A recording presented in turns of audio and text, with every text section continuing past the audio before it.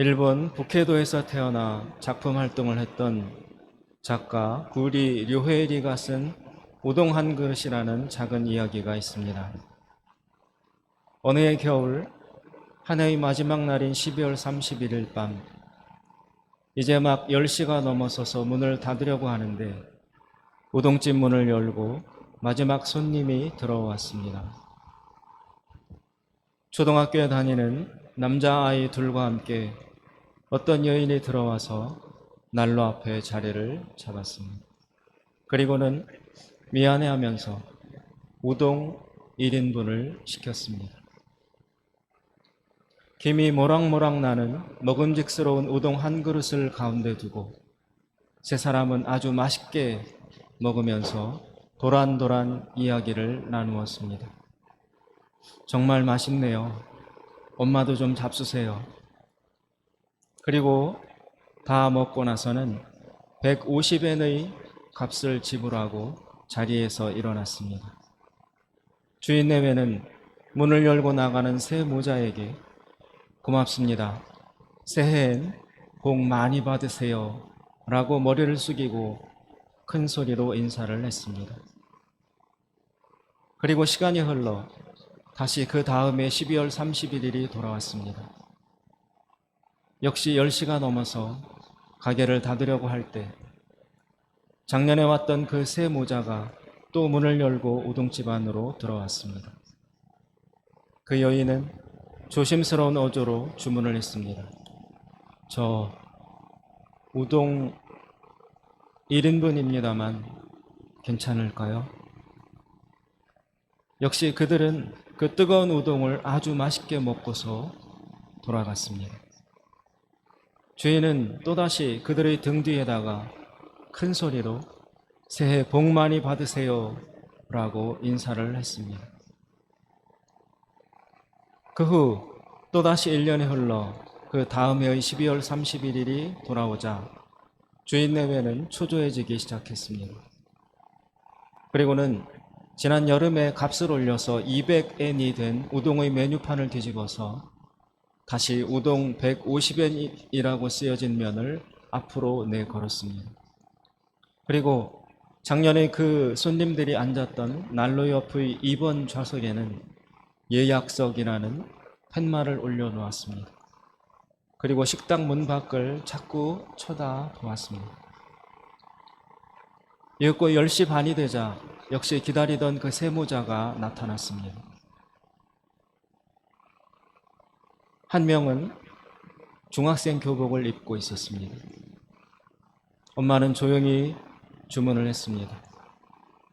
우동 2인분인데 되겠습니까? 2인분만 시켰지만 주인은 우동 3덩어리를 집어넣고 끓였습니다. 우동을 앞에 두고 엄마와 아이들이 나누는 대화가 들려왔습니다. 얘들아, 오늘은 너희들에게 엄마가 정말 고맙다는 말을 하고 싶구나. 고맙다니 엄마, 그게 무슨 말씀이세요? 돌아가신 아빠가 일으켰던 사고로 8명이나 되는 사람들이 부상을 입었잖니. 그래서 그 사람들에 대한 배상금을 매월 5만 엔씩 갚아오고 있었단다. 그런데 그 배상금을 오늘 다 갚고 오는 길이란다. 그동안 너희 둘이 신문 배달을 하고 또 열심히 엄마를 도와준 덕분에 엄마가 부지런히 일을 해서 드디어 그 돈을 다 지불할 수 있었던 거야. 정말 고맙구나, 얘들아. 식당 카운터 안쪽에서 안 듣는 척 몰래 이들의 대화 소리를 듣고 있던 우동집 주인 내외 둘은 연신 흘러내리는 눈물을 닦으면서 흐느끼고 있었습니다. 동생인 준이 계속해서 말을 했습니다. 12월 31일 밤에 셋이서 먹는 한 그릇의 우동이 그렇게 맛있었다는 것. 셋이서 한 그릇밖에 시키지 못했는데도 우동집 아저씨와 아주머니가 늘 고맙습니다, 새해엔 복 많이 받으세요 라고 큰 소리로 말해 주신 일, 그리고 그 목소리는 마치 지지 말아라, 힘내, 살아갈 수 있어 라고 크게 용기를 주는 말처럼 들렸다고 했습니다. 다시 1년이 지났습니다. 그러나 12월 31일 밤 그 새 모자는 나타나지 않았습니다. 다음 해에도 그 다음 해에도 그들은 끝내 오지 않았습니다. 우동집 주인 내외는 해마다 그 자리를 비워두고 그들을 기다렸지만 그 세 사람을 볼 수 없었습니다.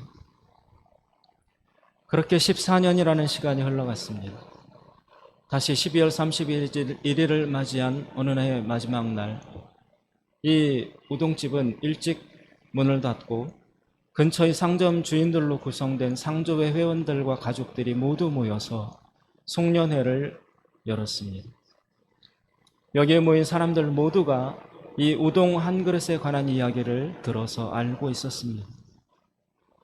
10시가 넘어가자 거기 모인 친구들은 모두 각자 자신들의 한 해를 돌아보며 떠들썩하게 회포를 풀고 있었습니다. 그런데 그때 입구의 문이 드르륵 열렸습니다. 그리고는 오버코트를 손에 든 정장 차림의 두 청년이 들어왔습니다.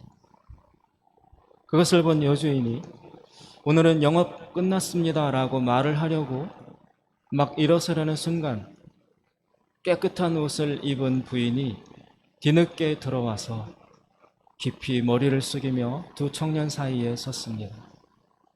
그리고는 오늘은 우동 3인분입니다만 괜찮을까요? 라고 말했습니다. 우동집 안은 난리가 났습니다. 그러자 그 청년 중 하나가 입을 열었습니다. 우리는 14년 전 섣달 금음날 밤 모자 셋이서 1인분의 우동을 주문했던 사람들입니다.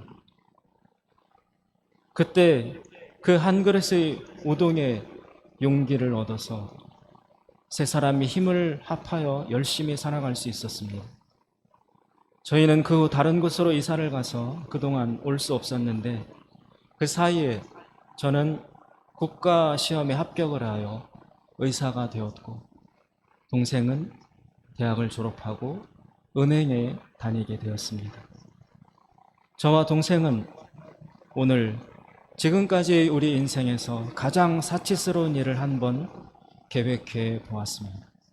그것은 12월 31일 바로 오늘 어머니를 모시고 저희 세 사람이 이 북해도의 우동집에 와서 3인분의 우동을 시키는 것이었습니다. 식당 안에 있던 모든 사람이 눈물을 흘렸습니다. 그리고 여주인은 남편을 향하여 목이 메인 소리로 주문을 외쳤습니다. 여보, 여기 2번 테이블에 우동 3인분이에요. 아주 따뜻한 감동을 주는 아름다운 이야기가 아닐 수 없습니다. 미국의 프레드 하틀리라고 하는 기독교 교육학자가 쓴 자녀의 마음에 주어야 할 가장 중요한 3가지라는 책이 있습니다. 저자는 거기에서 부모가 채워주어야 하는 자녀들의 3가지 중요한 필요에 대해서 이야기를 합니다. 첫째, 수용의 필요를 채워주어야 한다는 것입니다. 너는 나에게 소속되어 있단다. 너는 우리 가정의 정말 소중한 존재야. 너에게는 언제나 돌아올 수 있는 이 집과 엄마 아빠가 있다는 것을 기억해야 한다. 아이들은 언제나 반드시 어딘가에 소속되어 있어야만 합니다. 그래야만 존재가 안정감을 찾고 불안에 빠지지 않고 자기 자신을 긍정하게 되는 것입니다. 두 번째, 부모들은 자녀에게 애정의 필요를 채워줘야 합니다. 나는 너를 좋아해. 그리고 조건 없이 너를 사랑한다. 공부를 잘하던 못하던, 삶의 실패를 하건 성공을 하건, 엄마 아빠는 영원히 사랑하면서 너희 곁에 있을 거야. 마지막으로 우리의 자녀들은 지지받아야 할 필요를 느끼고 있습니다. 부모는 자녀들에게 이런 말을 해줘야 합니다. 나는 너가 정말 자랑스러워. 우리는 항상 너희 편이야. 그리고 너는 무엇을 하든 다 잘할 거야. 그리고 잘 될 거야. 항상 너를 위해서 기도한다는 사실을 잊지 말아주렴. 이렇게 자란 아이들은 튼튼한 자기 신뢰와 자긍심을 가지고 건강하게 자랄 수 있다는 것입니다. 정말 중요한 가르침이라고 할 수 있습니다. 오늘 본문 말씀을 보시면 예수님은 세례를 받으십니다. 그런데 그때 하늘에서 소리가 들려옵니다. 너는 내 사랑하는 아들이라. 내가 너를 기뻐하노라. 하나님께서는 왜 오늘 이 세례받는 예수님에게 굳이 이 음성을 들려주실까요? 예수님은 이제 이 세례를 시작으로 사람들 앞에 나서기 시작합니다. 그리고 하나님 나라의 사역을 시작하게 됩니다. 23절에 보시면 예수께서 가르치심을 시작하실 때에 30세쯤 되시니라 라는 말씀이 나옵니다. 그런데 이렇게 시작되는 그 예수님의 공생의 사역이 어떤 내용으로 전개될 것인지 우리는 예측할 수 있습니다. 먼저 사람들의 수많은 질병을 고쳐주십니다. 그리고 귀신을 추방시키고 또 사람들을 죄책감과 여러 가지 멍에에서 해방시켜 주십니다. 그리고 완전히 새로운 자유의 가르침을 전파하기 시작하십니다. 그런데 이런 복음 사역을 하면 할수록 예수님은 사람들에게서 배척을 받고 손가락질과 이해할 수 없는 반대에 직면하게 됩니다. 병을 고쳐주었더니 왜 안식일에 일을 하냐고 묻고, 귀신을 쫓아내 주었더니 이 동네에서 나가라고 하고, 그리고 죄를 용서해 주었더니 네가 뭔데 함부로 용서를 선포하느냐며 사람들이 분노했습니다. 아주 아이러니컬한 상황이 벌어진 것입니다. 선하고 아름다운 일을 하는데 사람들에게 미움을 받는다는 말입니다. 그리고 이런 기나긴 싸움을 하시던 예수님께서는 최종적으로는 가장 가깝던 제자들로부터도 버림을 받고 결국에는 십자가에서 처참하게 죽음으로써 생을 마치게 됩니다. 이러한 예수님의 생애를 우리가 객관적으로 들여다보면 그분의 삶은 상상을 초월할 정도로 스트레스가 많고 긴장된 사건들의 연속이었다는 것을 알 수 있습니다. 예수님께서는 너무 외롭고 고통스럽고 불안한 시간들을 보내야 했다는 것입니다.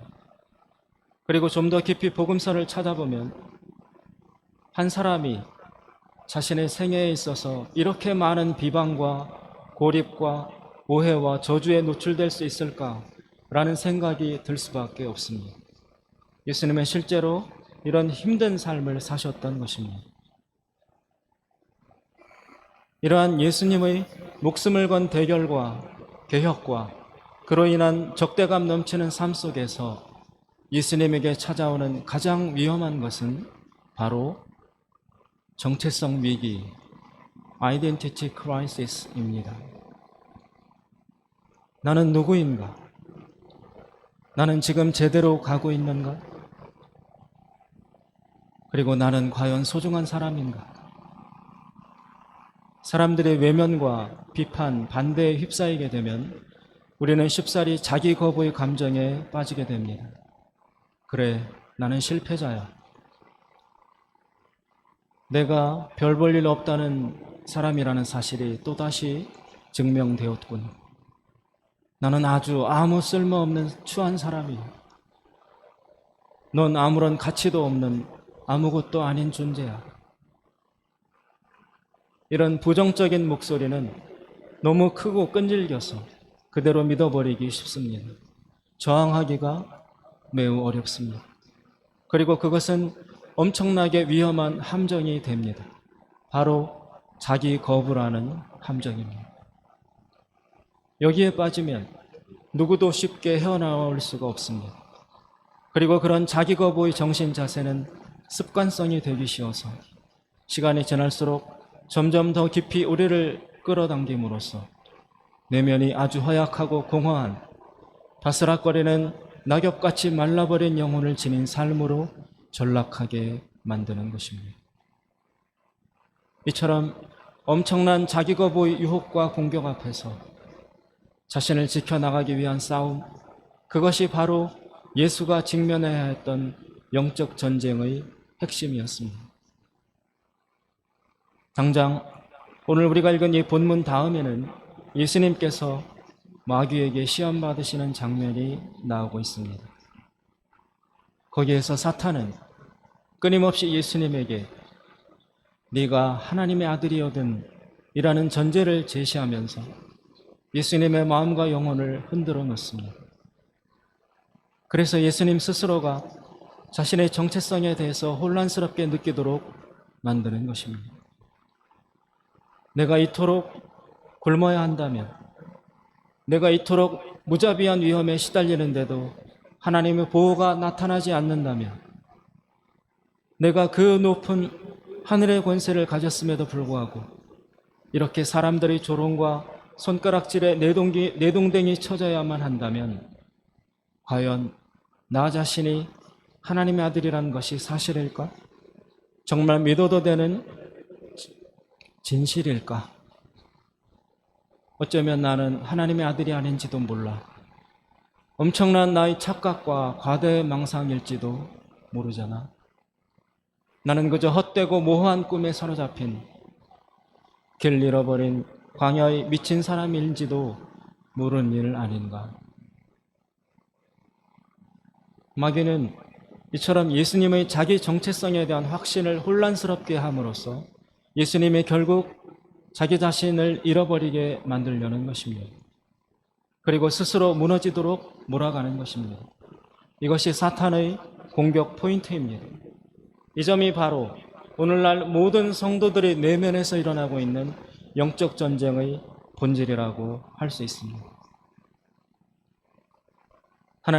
하나님께서는 앞으로 전개될 마귀와 사람들의 영적인 공격 앞에서 예수님이 자기 스스로를 지켜가도록 그의 정체성을 확고히 준비시켜 주시기 위해서 오늘 세례식을 통하여 하늘문을 여시고 아들 예수에게 이 음성을 들려주시는 것입니다. 너는 나의 아들이 분명하다. 나는 너를 진정으로 사랑한다. 앞으로 어떤 일을 겪더라도 이것은 네가 붙들어야 할 절대불변의 진리이다. 헨리 나우엔이라는 영성 작가가 이 본문을 다루는 아주 귀한 책을 쓴 것이 있습니다. 영어로 Life of the Beloved, 우리말로 직역하면 사랑받는 자의 삶이라고 번역할 수 있는데, 이는 내 사랑하는 자요라는 제목으로 국내에 출판이 되어 있습니다. 그는 이 책에서 엄청난 자기 거부와 정체성의 위기에 직면해 있는 현대인들에게 축복의 중요성을 강조하고 있습니다. 즉, 자신을 자꾸만 무가치하게 여기도록 강요하는 세상의 압력과 마귀의 영적 공격에서 우리 스스로를 보호하기 위해서는 축복이 필요하다는 것입니다. 그래서 그는 먼저 우리 스스로가 자신을 날마다 축복해야 한다고 권면합니다. 그리고 두 번째, 우리는 이 자기 거부와 자기 부정이라는 유혹을 이겨낼 수 있도록 나에 대한 선한 진리를 말해주고, 그리고 축복받은 자라는 우리의 가장 근본적인 정체성을 상기시켜주는 장소와 사람들과 계속해서 연결되어 있어야만 한다는 것입니다. 친구, 가족, 그리고 모임, 공동체, 교회 등등 나를 축복해주는 사람들을 통해서 계속해서 나를 사랑하고 지지한다는 말을 들어야 한다는 것입니다. 축복이라는 말은 베네딕션이라고 하는데 이것은 라틴어 베네디케레라는 말에서 온 것입니다. 그 베네디케레라는 말은 어떤 어원들로 구성되어 있느냐 하면 첫째, 베네, 이것은 좋다라는 뜻입니다. 영어로 good. 그 다음에 딕토, 이것은 말한다는 것입니다. 그래서 베네와 딕토가 합쳐져서 베네딕테레, 베네딕션이라는 축복이라는 말을 구성하는데 그것은 결국 종합적으로 해서 무슨 뜻이 되냐 하면 좋게 말해주는 것, 좋은 말을 해주는 것을 뜻합니다. 그러므로 나에 대해서 혹은 누군가에 대해서 좋게 말해주는 것 혹은 좋은 말을 해주는 것, 그것이 바로 축복이라는 것입니다. 따라서 우리의 언어가 중요합니다. 축복은 말로써 전달되는 것입니다. 오늘 하나님도 예수님에게 말로써 선포하셨습니다. 너는 내 사랑하는 아들이요 내 기뻐하는 자이다. 이 헨리 나우엔이라는 작가가 이런 작품을 쓴 데에는 그럴 만한 특별한 이유가 있었습니다. 네덜란드 출신의 가톨릭 사제인 그는 미국으로 건너와서 예일대학 그리고 하버드대 같은 세계적인 명문학교에서 교수로 있었을 정도로 탁월한 사람이었습니다. 그러나 그는 그 학교의 자리를 박차고 나와서 남미의 가난한 라틴 아메리카로 가서 해방신학적인 실천운동을 하기도 했으며 또 생의 마지막에는 캐나다에 있는 데이브레이크라는, 즉 우리말로 새벽이라는 공동체에서 정신지체 장애인들을 섬기기도 했습니다. 그는 매우 예민한 정신의 소유자였고 그리고 끊임없이 외로워하는 사람이었습니다. 그는 항상 자신이 속할 곳을 찾아다녔고 사람들을 만났습니다. 특별히 그는 전화를 많이 했습니다. 저녁에 시작해서 새벽이 다가오도록 전 세계에 있는 자신의 친구들과 길게 통화를 했습니다. 그래서 한 달 전화비가 집세, 그 월세보다도 더 많이 나오는 날이 부지기수였습니다. 헨리 나우엔은 왜 이렇게 전화를 많이 해야만 했을까요? 그의 전기 작가에 의하면 그는 사실 동성애적인 성향을 지니고 있었습니다. 그래서 그는 내면적으로 엄청난 모순과 이중성, 그리고 자기 정체성에 대한 혼돈과 혼란을 지니고 있었던 것입니다.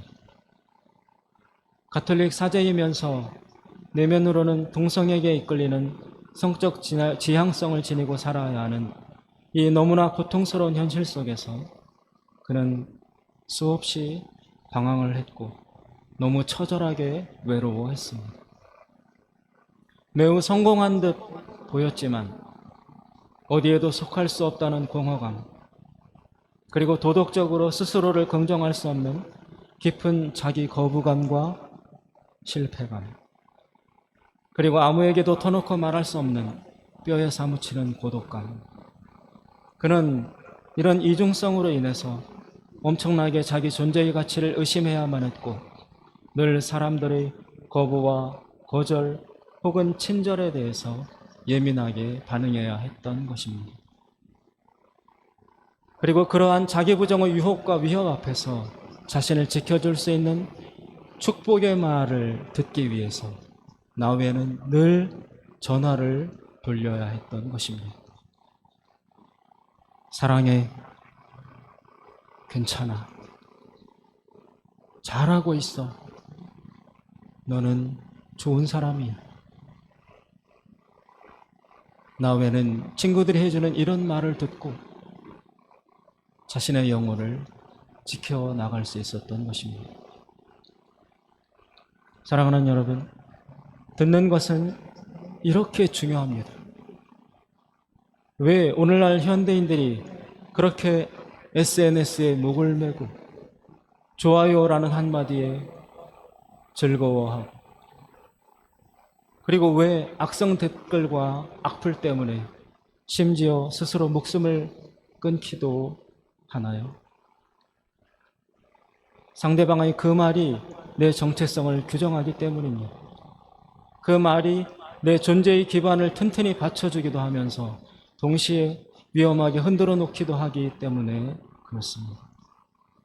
예수님은 광야의 시험에서 마귀의 공격 앞에서 정말 유명한 말을 하심으로써 그 위험을 이겨냈습니다. 사람이 떡으로만 사는 것이 아니요 하나님의 입으로 나오는 말씀으로 살 것이니라. 바로 이때 하나님의 입에서 나오는 그 말씀이 무엇입니까?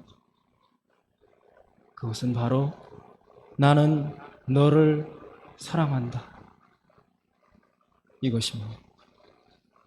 바로 오늘 본문에서 예수님이 세례를 받고 나올 때 하늘에서 들려왔던 하나님의 그 음성, 바로 그 축복의 말씀, 베네딕션, 그 말씀을 새기고 있으면서 예수님은 그 말씀으로 자신을 지켰던 것입니다. 그리고 인간은 바로 하나님의 입으로 나오는 그 말씀으로 살아가는 것입니다.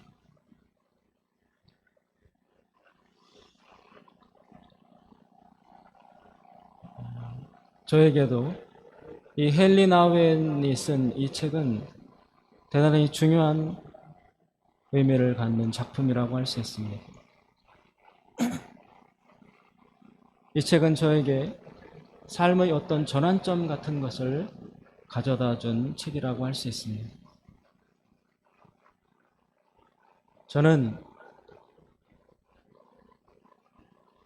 2002년에 제가 전도사로 있던 교회에서 사임을 하고 저희 아내와 아들을 데리고 캐나다로 유학을 갔습니다.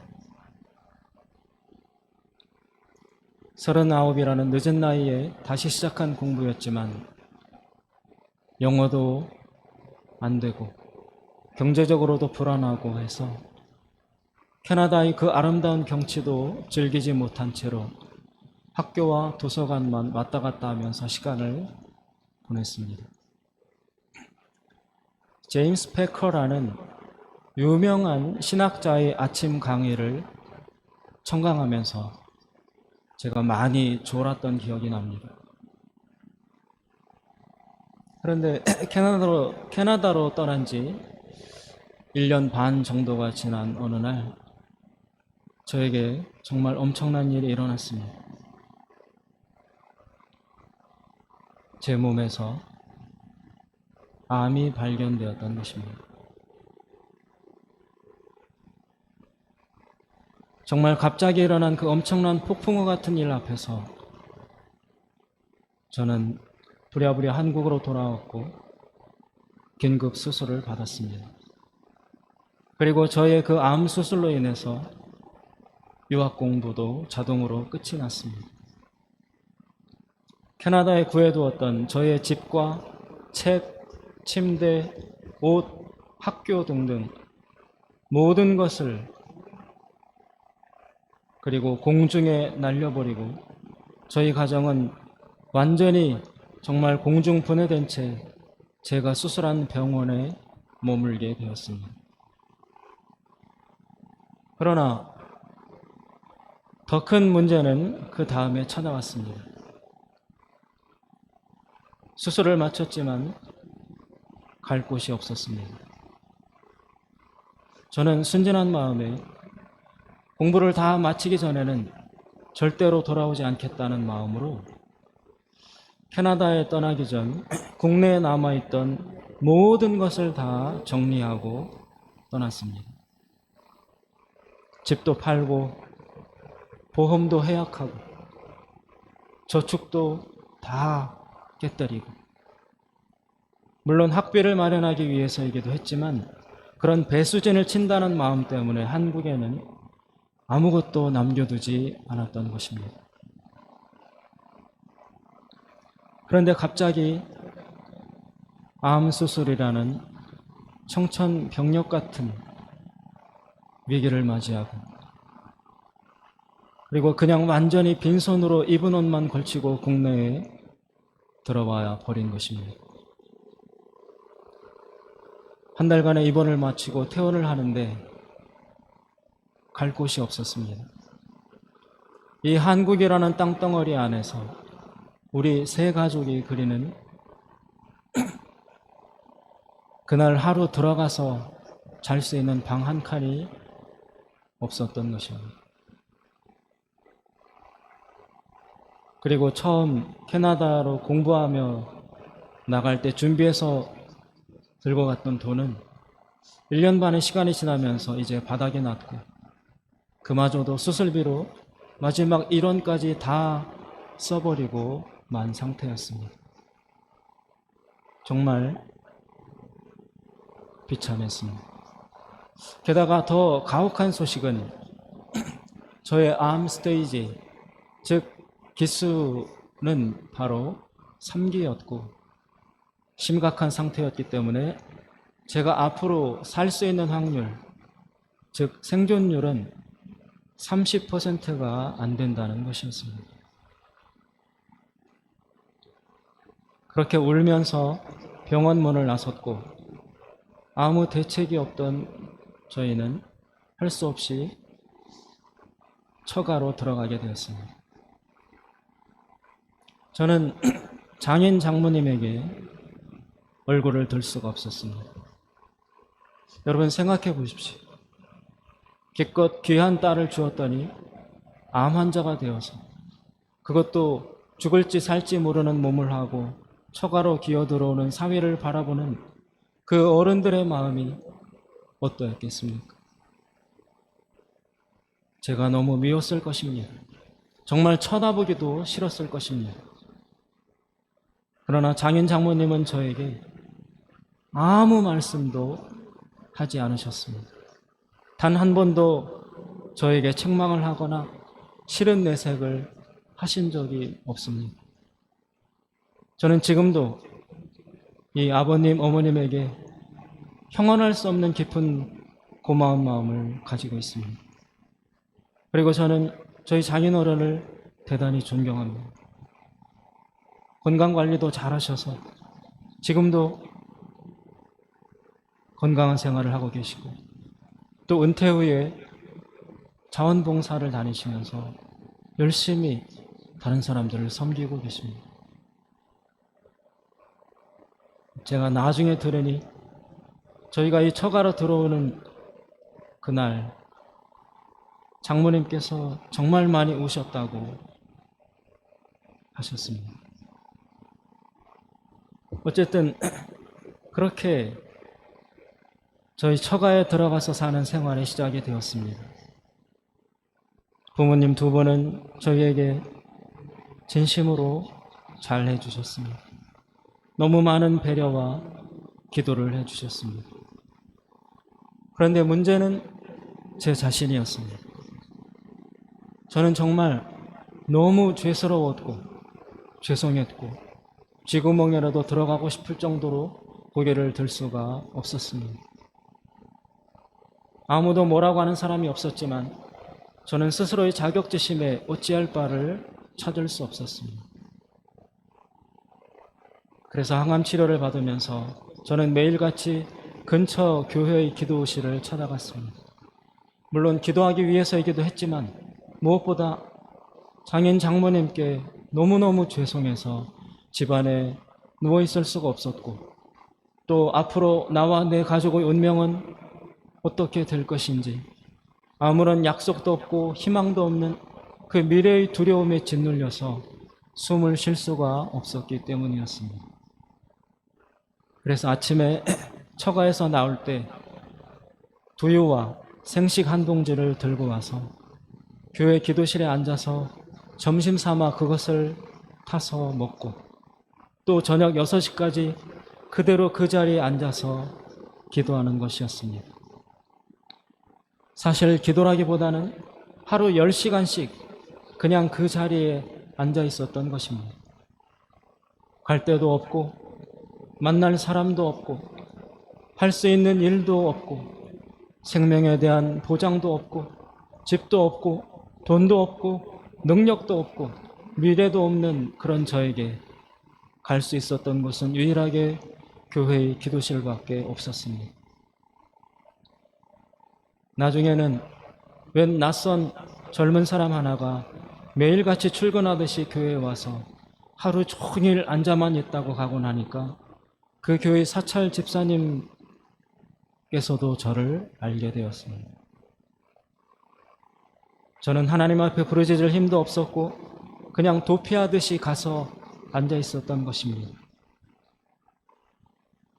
그때 그 거리를 걸으면서 저에게 한 가지 소원이 있었다면, 주일날 교회에서 설교 한 번만 할 수 있다면, 내가 다시 강단에 설 수 있다면, 오직 그 한 가지 소망밖에 없었습니다. 그렇게 기도를 하며 처가에서 지내는 생활을 하면서 다시 시간이 흘렀습니다.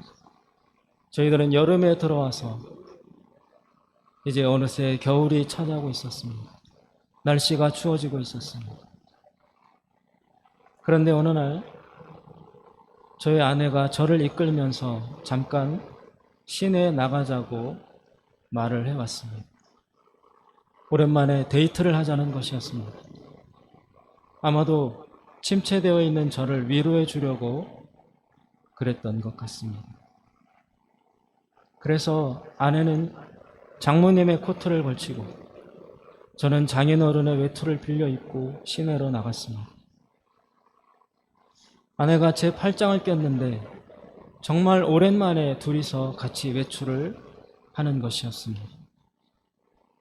우리는 아프다는 사실도 잠시 잊은 채 평범한 여느 부부들처럼 시내를 걸어 다녔습니다. 그러다가 어느 백화점 앞에 서게 되었습니다. 거기에는 겨울 파카를 잔뜩 쌓아두고 세일을 하고 있었습니다. 저와 아내는 서로 떨어져서 파카를 고르기 시작했습니다. 저는 아내의 것과 저희 아이가 입으면 좋을 것들을 들어보면서 이리저리 살펴보았습니다. 그리고 저쪽을 보니 아내도 저희 것과 아들의 것을 고르고 있었습니다. 그런데 시간이 아무리 흘러도 저와 아내는 계속 살펴보기만 할 뿐 둘 다 아무 말이 없습니다. 그냥 본 것 또 보고 들어보고 돌려보고 지퍼를 잠갔다가 다시 풀어보고 그러기만 하면서 그 가판대 주위를 그저 돌기만 할 뿐이었습니다. 사실은 그때 아내와 저에게는 돈이 한 푼도 없었던 것입니다. 3, 4만 원만 주면 살 수 있는 그 겨울 파카를 살 수 있는 돈이 우리 주머니에는 없었던 것입니다. 어쩌다가 돈이 생겨도 모두 저의 항암 치료비와 약값으로 쓸려나가고 남는 것이 없었습니다. 그렇게 한참 동안을 서로 떨어져서 말없이 옷들을 뒤적여보던 저희 두 사람은 역시 조용히 다시 팔짱을 끼고 걸어서 집으로 돌아왔습니다. 걸어서 돌아오는 내내 저와 아내는 말이 없었습니다.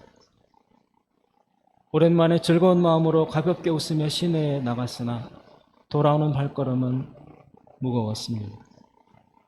그리고 말은 없었지만 둘 다 서로 속으로 울고 있다는 것을 알았습니다. 저는 아내와 아이에게 정말 아무런 힘도 희망도 줄 수 없는 저의 무능함이 너무나 슬프고 미안하기만 해서 저희 온 영혼에 피눈물이 흐르는 것 같았습니다. 저는 그날 저녁 집으로 돌아오자마자 겉으로 티를 내지는 않았지만 정말 격정에 사로잡혀서 다시 뛰어나가서 교회 기도실로 달려 들어갔습니다. 그리고는 기도실 바닥을 뒹굴면서 통곡을 했습니다. 하나님, 왜 나를 이렇게 비참하게 만드십니까? 차라리 저를 데려가 주십시오. 저희 아내와 아이를 제발 불쌍히 여겨 주십시오. 저는 도저히 제 존재의 가치를 찾을 수가 없었습니다. 살아있지만 죽은 존재, 주변 사람에게 짐만 되는 실패자, 철저히 무능하고 철저히 무가치한 존재. 저는 저 자신을 처음부터 끝까지 부정하고 거부할 수밖에 없었습니다. 죄책감과 자기 모멸감으로 가득 차서 그대로 부서질 것만 같았습니다. 그런데 그렇게 몇 시간을 짐승처럼 울고 토해내고 절망하면서 보내고 났는데도 하나님은 아무 말씀이 없으셨습니다. 기가 막힌 심정이었습니다. 그리고 저는 속으로 이렇게 생각했습니다. 진짜 하나님은 냉정하시다. 오늘도 나 혼자 울고 나 혼자 떠들다가 가는구나. 하나님은 언제나 저 높은 하늘에서 말이 없으시지. 그런데 그렇게 깊은 한숨을 쉬며 허무한 마음으로 일어서려고 하는데 제가 들고 나갔던 가방 속에서 작은 책 한 권이 비스듬히 흘러나와 있었습니다. 바로 헨리 나우엔이 썼다는 아까의 바로 그 책, Life of the Beloved, 사랑받는 자의 삶이라는 책이었습니다. 저는 무심하게 그 책을 집어들고 몇 페이지를 읽어 나갔습니다. 그러다가 아주 놀라운 부분을 발견하게 되었습니다. 성경의 마가복음 10장에 보면 예수님을 찾아온 부자 청년의 이야기가 나오고 있습니다. 저는 평소에 이 부자 청년을 아주 싫어했습니다. 왜냐하면 너무 오만하고 뻔뻔한 사람이라고 느껴졌기 때문입니다. 그런 예수님께서 지적하신 내용들, 즉 살인하지 말라, 도적질하지 말라, 거짓말하지 말라, 속이지 말라, 부모를 공경하라, 이런 등등의 10계명의 내용들을 자기가 어려서부터 완벽하게 다 지켜왔다라고 대답을 했던 것입니다. 저는 평소에 이 청년의 말을 읽으면서 정말 사람이 교만해도 이럴 수가 없구나. 어쩌면 이렇게 자기 자신을 모를 수가 있지? 어떻게 이 계명과 율법을 다 지켰다고 이런 생각을 할 수 있을까? 정말 무지한 사람이구나라고 생각을 했었습니다. 그래서 저는 당연히 예수님도 이 청년을 싫어했을 것이라고 생각을 했습니다. 그러므로 예수님께서 이 청년에게 너의 재물을 다 팔아서 가난한 사람에게 나누어주고 나를 따르라는 명령을 하실 때 저는 예수님께서 일부러 이 청년을 골탕 먹이려고, 이 청년이 당연히 그것을 실천하지 못할 것이라는 것을 아시고서 그 청년을 좌절시키려고 주신 의도적인 말씀이라고 생각을 했습니다. 저는 아주 난처해하면서 자기 한계를 깨닫고 돌아가는 이 청년의 모습이 아주 고소하게 느껴졌었습니다. 그런데 이 헨리 나우엔의 이 책에서는 그 본문을 다루면서 놀라운 이야기를 하고 있었습니다. 예수님께서 그 청년을 보시고 아주 사랑으로 가득했었다라고 설명하고 있었던 것입니다. 저는 정말 깜짝 놀랐습니다. 아니, 성경에 이런 말이 있나?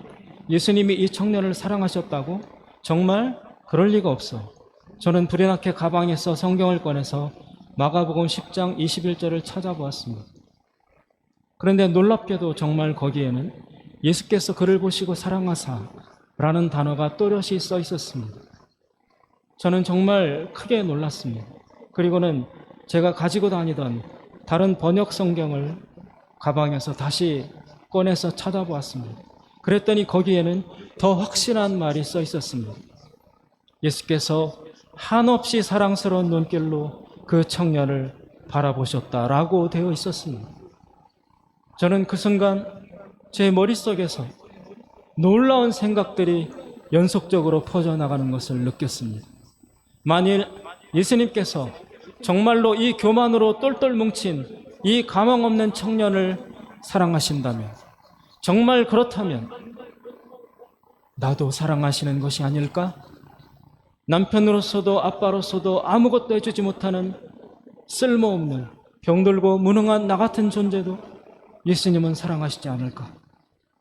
하나님은 나 같은 사람도, 아니 나도 이 모습 이대로 한없이 사랑스러운 눈길로 보아주시지 않을까? 저희 이 내적인 질문에 제 영혼은 예스라고 대답을 했습니다. 그 순간 저에게 폭발적인 정체성의 전환이 일어났습니다. 아, 나는 하나님에게 사랑받는 존재이구나. 하나님은 나를 오늘 완전히 다른 눈으로 보고 계시는구나. 그리고 그때 사도 바울의 유명한 로마서 8장 35절의 말씀이 떠올랐습니다. 사도 바울은 이렇게 선언합니다. 누가 우리를 그리스도의 사랑에서 끊으리요? 환난이나 곤고나 핍박이나 기근이나 적신이나 위험이나 칼이랴. 그러나 이 모든 일에 우리를 사랑하시는 이로 말미암아 우리가 넉넉히 이기느니라. 내가 확신하노니 사망이나 생명이나 천사들이나 권세자들이나 현재일이나 장래일이나 능력이나 높음이나 깊음이나 다른 아무 피조물이라도 우리를 우리 주 그리스도 예수 안에 있는 하나님의 사랑에서 끊을 수 없으리라. 저는 그 뒤로 항암 치료를 무사히 다 마쳤고, 그리고 시간이 흘러 오늘 이 자리에 이렇게 서 있습니다. 사랑하는 여러분, 우리의 정체성이란 나에게 가장 중요한 사람이 나를 어떻게 보고 있는가에 의해서 결정이 됩니다. 세상이 나를 어떻게 보고 있는가? 사람들이 나를 무엇이라고 평가하는가? 오늘날 흑수저, 실업자, 루저, 비정규직, 절대 빈곤층, 노인, 노숙자, 중독자, 지잡대, 은퇴자, 하류인생, 이런 갖가지 용어로 우리들을 규정하려는 영적인 공격이 무차별적으로 우리 영혼을 파고들고 있습니다. 과연 나는 누구인가? 그러나 나의 정체성을 누가 규정해야 하는가? 나에게 있어 가장 중요한 분은 누구인가? 바로 하나님이십니다. 바로 하나님께서 나를 어떻게 보고 계시는지가 가장 근본적인 나의 정체성인 것입니다. 오늘 우리가 읽은 이 본문 말씀 바로 뒤에는 예수님의 족보가 따라 나오고 있습니다. 누가는 예수님의 근원을 하나님에게까지 소급해서 찾아냅니다. 그렇습니다. 예수는 요셉의 아들이니 그 이상은 헬리요, 그 이상은 맏다시요, 그 이상은 레위요, 그 이상은